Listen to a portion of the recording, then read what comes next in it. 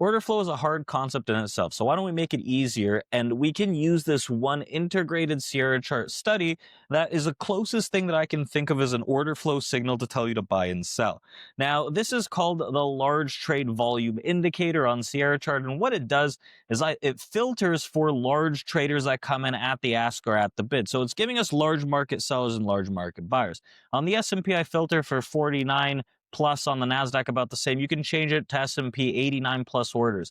What it's going to do is going to tell me where the reactions are real and if the traders are real. Because just like order flow, it's never going to be a blind signal. Oh, there's a buyer, buy it. Oh, there's a seller, sell it. It's about the interaction where passive buyers meet aggressive sellers or aggressive buyers meet passive sellers, and then you get some kind of movement from it.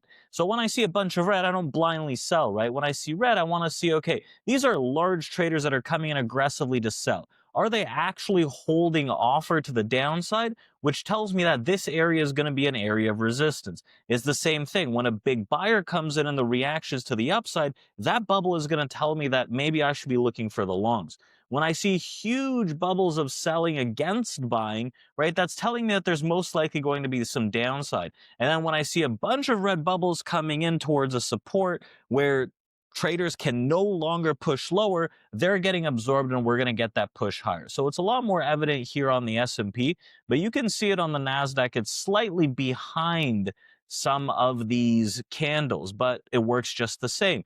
You have a huge seller that reacts, and I was taking this a little too soon, getting stopped out before the real move that we picked out these large, nice shorts, but you can see there's a huge seller here, there's a huge seller here. So if I was selling 10 points higher, this results in a massive 150 point drop and even more on the Nasdaq. So I can look at this and say, wow, okay, there's a big buyer that's coming in at market, but they reject it. That's telling me that there's most likely going to be a turning point. So the key here is they're filtered, so there's not a lot that are populating the chart, blinding you from seeing what's going on, but just enough to draw your attention to where those big orders are.